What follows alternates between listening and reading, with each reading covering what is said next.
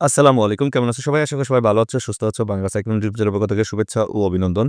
আজ ৮ম শ্রেণীর বাংলা ২য় পত্রের নতুন একটি ভিডিও নিয়ে হাজির হয়েছি। আজ তোমাদের বইয়ের ১ম একদম পরিচ্ছেদ থেকে আমরা ক্লাস শুরু করব। ক্লাসগুলো ধারাবাহিকভাবে দেখবে। আর চ্যানেলটা ভালো লাগলে অবশ্যই সাবস্ক্রাইব করে রাখবে। বন্ধুদের সাথে শেয়ার করতে ভুলবে না। এবং তোমরা প্লেলিস্ট থেকে ভিডিওগুলো দেখবে। তোমাদের বাংলা ফার্স্ট পেপার বইয়ের সবগুলো গদ্য এবং কবিতার অধিকাংশ গদ্য এবং সব কবিতার ব্যাখ্যা দেওয়া আছে। তোমরা ক্লাসগুলো দেখে নেবে। চলো ক্লাসটা শুরু করি। আজকে আমরা পড়ব পরিচ্ছেদ ১ অর্থাৎ ১ম পরিচ্ছেদ ভাষা। এই ভাষার মধ্যে 1.1, 1.2 পড়ার চেষ্টা করব। চলো তাহলে মূল ক্লাসটা শুরু করি। তাহলে আমি এই ক্লাসগুলোর মধ্যে তোমাদের কোন লাইন থেকে এমসিকিউ আসে এই লাইনগুলো আমি অলরেডি দাগিয়ে দিব। 1.1 হচ্ছে ভাষা। মানুষ সৃষ্টির সেরা জীব। তার মনের মধ্যে দেখো এই যে এই লাইনগুলো আমরা একবার করে পড়ি, যে লাইনটা সবচেয়ে বেশি গুরুত্বপূর্ণ ওই লাইনটা আমি আন্ডারলাইন করে দেব। তার মনের মধ্যে সবসময়ই নানা বুদ্ধি বা ভাবের আনাগোনা চলে। সেই বুদ্ধি বা ভাব ইশারায় নানা অঙ্গভঙ্গি করে ছবি ও নাচের মাধ্যমে প্রকাশিত হতে পারে। কিন্তু মুখের ধ্বনির সাহায্যে ব্যাপক পরিসরে তা প্রকাশ করা যায়। অর্থাৎ তুমি যেকোনো জিনিস সহজে মুখের মাধ্যমে সহজে প্রকাশ করতে পারবা। তুমি চাইলে ইশারা দিয়ে বুঝাইতে পারবা, এটা অনেক কিছু করতে পারবা। কিন্তু ইশারার মাধ্যমে একজনকে পারফেক্ট বুঝাইতে পারবা না। কিন্তু মুখ দিয়ে তুমি পারফেক্ট বুঝাতে পারবা। এটাই বলছে। যেভাবেই মনের ভাব প্রকাশ করা হোক না কেন, এর সবই ভাষা। তুমি যে মানুষকে বুঝাইতে পারলেই হলো। তবে অন্যান্য মাধ্যমের তুলনায় মানুষের মুখের ধ্বনি অনেক বেশি গুরুত্বপূর্ণ অর্থপূর্ণ হয় ও অন্যে বুঝতে পারে, অর্থাৎ সহজে বুঝতে পারে। সুতরাং সাধারণ কথায় ভাষা বলতে বোঝায় মানুষের মুখের থেকে বেরিয়ে আসা অর্থপূর্ণ কতগুলো আওয়াজ বা ধ্বনির সমষ্টি। তাহলে আমরা যদি শর্টকাট করে যদি এতক্ষণে আমরা যা পড়ছি এর সামারি করে দেখো, তাহলে একদম ইজিলি যদি বলি ভাষা কি? তাহলে মানুষের মুখ থেকে বের হয় কথা, এগুলোর এই আওয়াজ বা ধ্বনিগুলোরে বলা হয় কি? ভাষা। ক্লিয়ার? আমরা মনে হয় এই জিনিসটা বুঝতে পারছো। এবার যদি বলি সবচেয়ে গুরুত্বপূর্ণ যে লাইন তোমাদের এই প্যারা থেকে, অর্থপূর্ণ ধ্বনি ভাষার প্রাণ। এই লাইনটা হচ্ছে সবচেয়ে গুরুত্বপূর্ণ। অর্থপূর্ণ ধ্বনি হচ্ছে ভাষার প্রাণ। অর্থাৎ পাখি যে আওয়াজ করে বা কুকুর যে ঘেউ, ঘেউ করে, এগুলোর কোনো অর্থ নাই। এজন্য এগুলো হচ্ছে কি, এই ধ্বনিগুলো কি ভাষা না। ক্লিয়ার? আচ্ছা, তাহলে অর্থপূর্ণ ধ্বনি ভাষার প্রাণ। তাহলে ভাষার প্রাণ কোনটা? অর্থপূর্ণ ধ্বনি, অথবা আসতে পারে অর্থপূর্ণ ধ্বনি কিসের প্রাণ? ভাষার প্রাণ। সবচেয়ে গুরুত্বপূর্ণ। তাহলে এই লাইনটা দিয়ে এমসিকিউ আসবে। এবার ভাষার সংজ্ঞা দেখো, ভাষার সংজ্ঞা দিতে গিয়ে ডক্টর সুনীত কুমার চট্টোপাধ্যায় লিখেছেন, মনের বা প্রকাশের জন্য বাকযন্ত্রের সাহায্যে উচ্চারিত ধ্বনি দ্বারা নিষ্পন্ন কোনো বিশেষ জনসমাজে ব্যবহৃত স্বতন্ত্রভাবে অবস্থিত তথা বাক্যের প্রযুক্ত শব্দ সমষ্টিকে ভাষা বলে। এই সংজ্ঞা তোমাদের পড়া লাগবে না, পরীক্ষায় আসবে না। তাহলে দেখো নির্দিষ্ট জনসমাজের মানুষের মনের বা প্রকাশের জন্য মুখ দিয়ে অন্যের বোধগম্য অর্থপূর্ণ যে ধ্বনি বা ধ্বনি সমষ্টি উচ্চারিত হয় তাকে ভাষা বলে। তাহলে এই সংজ্ঞা তোমাদের পড়তে হবে না। এখন তোমাদের যেটা পড়তে হবে, এই যে লাইনটা আমি তোমাদের কিন্তু বলে দিচ্ছি কোন লাইনটা পড়তে হবে, কোন লাইনটা পড়তে হবে না। স্থান, কাল, সমাজভেদে ভাষার রূপভেদ হয়। রূপভেদ মানে রূপভেদ কথার অর্থ হচ্ছে পার্থক্য বা পরিবর্তন হয়। তাহলে ভাষার পরিবর্তন হয় কি? স্থানের কারণে, কালের মানে সময়ের কারণে, সমাজভেদে। তাহলে অনেকেই লাইনটার মিনিংটা বুঝবে না। অর্থাৎ ধরো স্থানের কারণে জায়গা পরিবর্তন হইলে ভাষার পরিবর্তন হয়। যেমন বরিশালের মানুষ যে ভাষায় কথা বলে, সিলেটের ভাষা নিশ্চয়ই সেই ভাষায় কথা বলে না। আবার সিলেটের ভাষায় যে ভাষায় কথা বলে, চিটাগাংয়ের মানুষ হয়তো সেই ভাষায় কথা বলে না। আমরা বাংলা ভাষায় কথা বলি। কলকাতার মানুষও বাংলা ভাষায় কথা বলে। কিন্তু আমাদের বাংলার সাথে কি হুবহু বাংলা হয়? তোমরা যারা সিলারের গুলো দেখো। তার মানে স্থানের পরিবর্তন হইলে আমরা কি বুঝতে পারছি? ভাষার পরিবর্তন হয়। ক্লিয়ার? এরপর আসো কালের পরিবর্তন হইলে।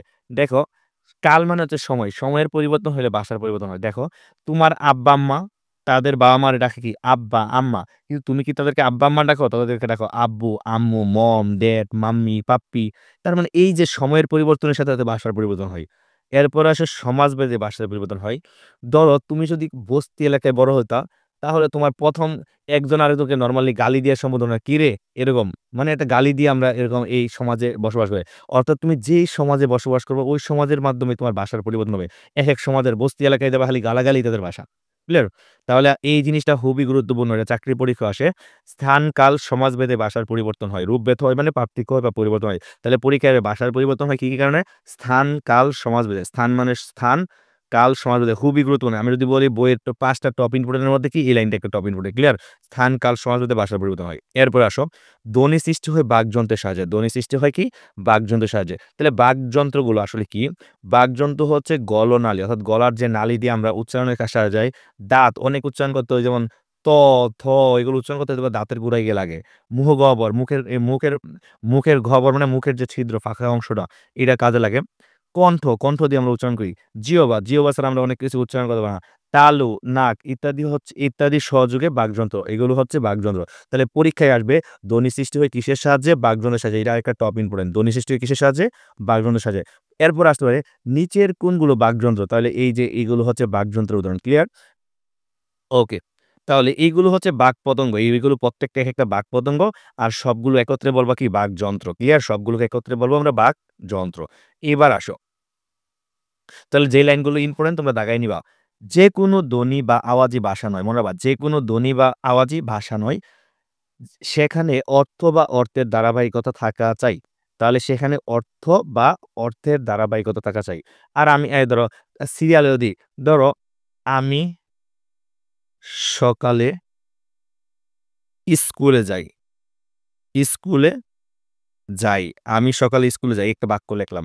এখন এই বাক্যটা যদি আমি এভাবে না লিখে আমি যদি লিখি, যাই সকালে স্কুল আমি, তাহলে এরা দেখো এই যে ধারাবাহিকতা নাই। মানে এখানে কিন্তু সিরিয়ালে আছে। দেখো আমি সকালে স্কুলে যাই। কোনটার পরে কোনটা সাবজেক্ট তারপরে কি ক্রিয়া এরকম প্রত্যেকটা ধাপে যেটা থাকা দরকার এরকম সিরিয়াল অনুযায়ী আছে। ঠিক আছে? তাহলে সাবজেক্ট, কর্ম, ক্রিয়া এরকম যে থাকে তোমরা এরকম ঠিক যেই ধাপে থাকার দরকার এই ধাপে এনে আছে আমি সকালে স্কুলে যাই। কিন্তু দেখো এখানে আছে যাই, সকালে, আমি স্কুলে তার ধারাবাহিকতা নাই। তাহলে ভাষা বলতে হলে অর্থ থাকা লাগবে, একটা কথার মিনিং থাকা লাগবে। যেমন গরু, ছাগল এরকম পশু পাখিরা যে ডাক দেয় এগুলোর কোনো মিনিং নাই। আমি যদি বলি, "এই ছেলে এদিকে আসো" তাহলে এটার কিন্তু একটা মিনিং আছে।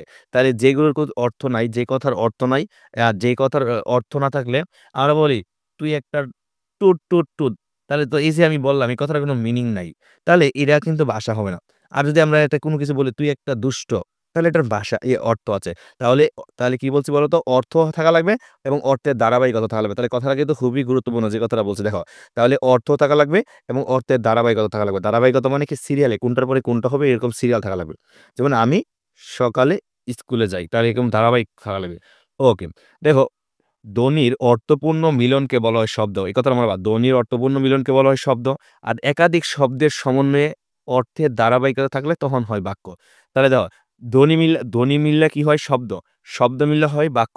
তাহলে ধ্বনি হচ্ছে সবচেয়ে ছোট। এর চেয়ে বড় হইলে হয় বাক্য, এটা শব্দ। তাহলে সবচেয়ে ছোট হচ্ছে ধ্বনি, এর চেয়ে বড় হইলে হয় শব্দ। আচ্ছা আর শব্দকে আরো বড় করলে হয় বাক্য। ক্লিয়ার? Okay fine. আশা করি এই জিনিসটা বুঝছো। তাহলে এই লাইনটা থেকে পরীক্ষায় আসতে পারে যে ধ্বনির অর্থপূর্ণ দেখো এই লাইনটা দিয়ে এমসিকিউ আসতে পারে। ধ্বনির অর্থপূর্ণ মিলনে কি সৃষ্টি হয়? শব্দ। আবার একাধিক শব্দের সমন্বয়ে কি গঠিত হয়? বাক্য। ক্লিয়ার? ওকে তাহলে এই পৃষ্ঠার মধ্যে তোমাদের আর ইম্পোর্টেন্ট নাই। এবার আসো ২ নাম্বার পৃষ্ঠায় যদি যাই।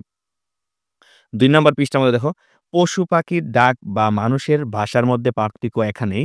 মানুষ একের পর এক অর্থবোধক শব্দ জুড়ে বাক্য তৈরি করে। বাক্যের পর বাক্য সাজিয়ে একের মনের ভাব অন্যের কাছে প্রকাশ করে। এই ক্ষমতা পশু-পাখির মধ্যে নেই। পশু-পাখি নানা আওয়াজ করে ঠিকই কিন্তু তা ভাষার ধ্বনি, শব্দ বা বাক্যের মতো কোনো বিষয় বা দ্বারাকে ধারাবাহিকভাবে স্পষ্ট করতে পারে না। অর্থাৎ এদের ডাকগুলো ধারাবাহিকভাবে স্পষ্ট হইতে পারে না। সেজন্য পশু-পাখির ডাককে ভাষা নয়। পশু-পাখির ডাকগুলো কি? ভাষা নয়। তাহলে যদি বলে পরীক্ষায় যদি এমসিকিউ আসে, পশু-পাখির ডাক কি? ভাষা? ভাষা নয়? এরকম। তাহলে কি পশু-পাখির ডাকগুলো কি নয়? ভাষা নয়। কারণ এগুলো কোনো ধারাবাহিক কোনো অর্থ মিনিং দেয় না। তাহলে এটা কিন্তু গুরুত্বপূর্ণ এই লাইনটা এখানে। তাহলে আমি কিন্তু যেগুলো গুরুত্বপূর্ণ এগুলো আমি কিন্তু কাভার করে দিছি। ওকে। তাহলে স্থান, কাল, সমাজভেদে ভাষার রূপভেদ হয় আমরা আগের পৃষ্ঠায় পড়ছি। তাহলে স্থান, কাল, সমাজভেদে ভাষার রূপভেদ হয় বলে পৃথিবীর সব দেশের সব জনগোষ্ঠীর মানুষের ভাষা এক নয়। অর্থাৎ জায়গায় পরিবর্তন বেশি স্বাভাবিক। আবার একই ভাষার ১,০০০ বছর আগের রূপ আর আজকের রূপ হুবহু এক হবে না। একটু আগেই বলছি, তোমার বাবা-মাদের তাদের বাবা-মা ডাকে আব্বা, আম্মা। আর তুমি ডাকো আব্বু, আম্মু, মম, ড্যাড। তার মানে এই যে ভাষার সময়ের সাথে ভাষার পরিবর্তন হচ্ছে। এবার কয়েকটা ভাষার নাম হচ্ছে এখান থেকে পরীক্ষা আসতে পারে, মনে রাখবা। এই ভাষাগুলো যদি আমি এখন বলি দেখো, এই যে বাংলাদেশের অধিকাংশ মানুষের মুখের ভাষা বাংলা। ইংল্যান্ডের অধিকাংশ মুখের ভাষা হচ্ছে ইংরেজি। ইংল্যান্ডে কিন্তু ব্রিটিশরা আমাদেরকে শাসন করছে। এই হচ্ছে ইংল্যান্ড। ইংল্যান্ডের মানুষ কোন ভাষায় কথা বলে? ইংরেজিতে। তাহলে ফ্রান্সের মানুষ কোন ভাষায়? ফরাসি। তোমরা কিন্তু ফরাসি আর ফার্সি পেঁচায় ফেলো না। ফরাসি হচ্ছে ফ্রান্স। ফ্রান্স এমবাপ্পের দেশ যারা ফুটবল দেখো। আর ফার্সি হচ্ছে ইরান। তারপরে চীনের এই দেখো চীন দেশের অধিকাংশ মানুষের ভাষা কি? ম্যান্ডারিন খুবই ইম্পোর্টেন্ট কিন্তু এটা পরীক্ষায় আসে। তাহলে চীন দেশের অধিকাংশ মানুষ কোন ভাষায় কথা বলে? ম্যান্ডারিন। ক্লিয়ার? চীন দেশের মানুষ করবে ম্যান্ডারিন। আবার বাংলা দেশের ভাষার পাশাপাশি বাংলাদেশের নিজেদের ভাষা বাংলা ভাষার পাশাপাশি চাকমা জনগোষ্ঠী যে উপজাতি আছে যে চাকমা জনগোষ্ঠী এদের নিজস্ব ভাষা আছে। তাহলে চাকমা জনগোষ্ঠীর নিজস্ব ভাষা হচ্ছে চাংমা ভাষা। তাহলে চাকমা জনগোষ্ঠীর নিজস্ব ভাষার নাম কি বলতো? চাংমা ভাষা। পরীক্ষায় এমসিকিউ আসতে পারে। আবার গারো জনগোষ্ঠী তাদের নিজস্ব ভাষা হচ্ছে আচিক ভাষা। তাহলে এই দুইটা কিন্তু খুবই গুরুত্বপূর্ণ। তাহলে এখানে যেগুলো পড়ছি ইংল্যান্ডেরটা আমরা জানি ইংরেজি, বাংলাদেশেরটা বাংলা, ফ্রান্সেরটা ফরাসিটা বানি, চীনেরটা হচ্ছে ম্যান্ডারিন, এটা ইম্পর্টেন্ট। আর বাংলাদেশের মধ্যে চাকমাদের জনগোষ্ঠী যেটা বলা হয় চাংমা ভাষা, আর গারোদের বলা হয় আচিক ভাষা। এগুলো দাগায় রাখবো আমি যে কথাগুলো বলতেছি। ওকে, প্রায় ৫০০ বছর আগের বাংলা ভাষা আর আজকের বাংলা ভাষা হুবহু এক নয়। এটা জাস্ট এক্সাম্পল হিসেবে বলছে। দেখো সময় অতিবাহিত হওয়ার কারণে ভাষার এই যে ভাষার কি হয়? ভাষার রূপের এই পরিবর্তন হয়। অর্থাৎ সময় পরিবর্তন হলে ভাষার রূপের পরিবর্তন এটাই স্বাভাবিক। ঠিক আছে? এই পরিবর্তনশীলতার কারণে ভাষাকে প্রবহমান নদীর সাথে তুলনা করে। তাহলে ভাষাকে আমরা কিসের সাথে তুলনা করতে পারি? ভাষাকে আমরা প্রবহমান নদীর সাথে তুলনা করতে পারি। তাহলে পরীক্ষায় আসবে ভাষাকে কিসের সাথে তুলনা করা যায়? প্রবহমান নদী। প্রবহমান নদী কি? একটা পানি স্রোত বিশিষ্ট যে নদী আছে, যেখানে স্রোত আছে। তাহলে তুমি এই পানিটা কি এক জায়গায় কখনো স্থির থাকে? স্থির থাকে না। তাহলে নদীর পানি গিয়া সাগরে গিয়ে মিলিত হয়। তার মানে সবসময় চলতে থাকে। ঠিক ভাষাও এরকম পরিবর্তনশীল। এইজন্য ভাষাকে বলা হয় প্রবহমান নদীর সাথে তুলনা করা যায়। তারপরে দেখো, এইবার দেখো প্রকৃতপক্ষে মনের ভাবকে প্রকাশের জন্য বিভিন্ন মানব সমাজে ভিন্ন দেশে নানা রকমের শব্দ ব্যবহৃত হয়। এগুলো একেক দেশে একেক রকম ভাষার জন্ম দিয়েছে। পৃথিবীর কোনো ভাষায় স্থির থাকে না। ভাষা স্থির হয়ে গেলে তা মৃত ভাষায় পরিণত হয়। তাহলে কোনো ভাষা যদি স্থির হয়ে যায় তাহলে মৃত ভাষা পরিণত হয়। তোমরা অনেক সময় দেখবা নদী মারা যায়। এখন বলতে পারো, "স্যার নদী কিভাবে মারা যায়?" নদী তখনই মারা যায় যেই নদীর স্রোত থাকে না। নদীর যদি স্রোত না থাকে তখন মারা যায়। একটা সহজ এক্সাম্পল দেই, ধরো তোমাদের পুকুর আছে না পুকুর? পুকুরে কি কখনো স্রোত দেখছো? পুকুরে স্রোত দেখো না। তাহলে দেখবা বৃষ্টি ছাড়া নরমালি বৃষ্টি ছাড়া পুকুরের পানি কখনো বাড়ে? কখনোই বাড়ে না, দেখবা দিন পানি কমতে থাকে। তোমরা অনেক সময় কি টিউবওয়েল থেকে পানি তুলে অথবা সেলো মেশিন দিয়ে পানি তুলে কি করে? পুকুরে পানি বেশি করে। তার মানে এইজন্য এই যে পানি যদি না দিত তাহলে এটাও মারা যাইত। তাহলে যেখানে স্রোত নাই এটাই মারা যায়। তাহলে ভাষাও যদি পরিবর্তন না হয় তাহলে এই ভাষাটা হচ্ছে মৃত ভাষায় পরিণত হয়। যেমন সাধু ভাষা এখন মৃত ভাষার দিকে চলে গেছে। চলিত ভাষা পরিবর্তনশীল। এই ধরনের চলিত ভাষা কিন্তু প্রতিনিয়তই চলতেছে। দেখো, এইবার আসো সবচেয়ে গুরুত্বপূর্ণ লাইনের মধ্যে আরেকটা লাইন হচ্ছে এরকম। দেখো, পৃথিবীতে প্রায় ৩,৫০০ এর কাছাকাছি ভাষা প্রচলিত হয়। খুবই গুরুত্বপূর্ণ। পৃথিবীতে প্রায় ৩,৫০০ এর কাছাকাছি। তাহলে প্রায় ৩,৫০০ এর ভাষার কাছাকাছি প্রচলিত আছে। এটা খুবই গুরুত্বপূর্ণ। তাহলে আজকে আমরা 1.1 এর এই যে গুরুত্বপূর্ণ যা পড়ছি এগুলো পর্যন্তই থাকবে। পরের ক্লাসে আমরা মাতৃভাষা ও রাষ্ট্রভাষা পর্যন্ত পড়ব। আর ক্লাসটা ভালো লাগলে অবশ্যই চ্যানেলটা সাবস্ক্রাইব করবে। বন্ধুদের সাথে শেয়ার করে দেবেন। ভালো থাকো, সুস্থ থাকো। আল্লাহ হাফেজ।